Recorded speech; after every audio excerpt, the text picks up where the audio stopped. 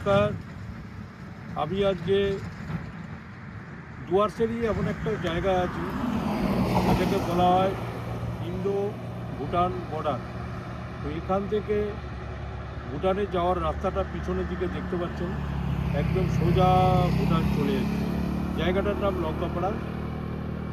এই লোকেশনে, এই চা বাগান বা ফরেস্ট এলাকাতে এই ভুটান থেকে হাতি এসে ইন্ডিয়াতে ঢোকে, আবার ইন্ডিয়া থেকে হাতি ভুটানে যাওয়া আসা করে। এই লোকেশনটাতে মানে ওয়েদারটা একটু খারাপ আছে, তার জন্য পিছন দিকে পুরো হিমালয় পর্বতটা দেখা যাচ্ছে না। তো ওয়েদারটা যদি ভালো থাকতো পুরো হিমালয় পর্বতটাকে পরিষ্কার দেখা যেত। তো এমন একটা লোকেশান যেখানে আমি বসে আপনাদের দু চারটে অ্যাস্ট্রোলজি কথা বলি। অ্যাস্ট্রোলজি অর্থাৎ এর আগে আমি তারিখ সম্পর্কিত ব্যাপারে কোন কোন মাসে, বাংলা কোন কোন মাসে কার কী জন্ম হলে পারে, তাদের কীরকম হয়। এর আগে বৈশাখ মাস আমি বলেছি, তো আষাঢ় মাসের কথা বলছি। আষাঢ় মাসে যাদের জন্ম হয়, রবি ঠিক ওই বিশ্বরাশিতে অবস্থান করে। বিশ্বরাশিতে অবস্থান করা মানে হচ্ছে শুক্র প্রধান।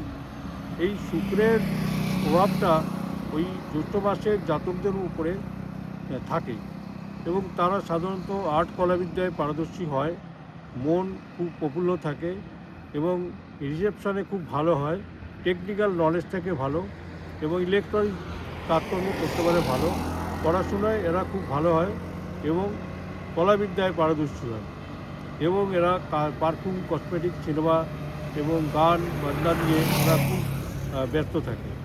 এরা দীর্ঘায়ু হয়, রোগ ভোগ কম থাকে সাধারণত। তবে রোগ ভোগের মধ্যে যেগুলো হওয়ার কথা সেগুলো হচ্ছে একটু প্রোস্টেট এবং ইউরিনারি ট্র্যাক্টের প্রবলেম আসতে পারে। তো সেক্ষেত্রে এখানে আমি আজকে জ্যৈষ্ঠ মাসে যেসব জাতক জাতিকারা আছে তাদের ভবিষ্যৎ সম্পর্কে বলছি। তারা ঠিক 24 বছর বয়সের পরের থেকে ধীরে ধীরে ধীরে ধীরে যত বয়স বাড়বে ঠিক তত তারা অ্যাচিভমেন্ট পাবে লাইফে এবং এস্টাবলিশমেন্টটাও কিন্তু ওদের ঠিক 24 বছর বয়স থেকে শুরু হয়। 25 বছর 33 বছর বয়সের সময় তারা পুরোপুরি একটা সাকসেসফুল জায়গা পেয়ে যাবে। তো জ্যৈষ্ঠ মাস আজকে বললাম। তো আজ জ্যৈষ্ঠ মাসের পরে আমি আসবো আষাঢ় মাসের জাতকদের, জাতিকাদের কী অবস্থা আছে। ঠিক আছে, নমস্কার।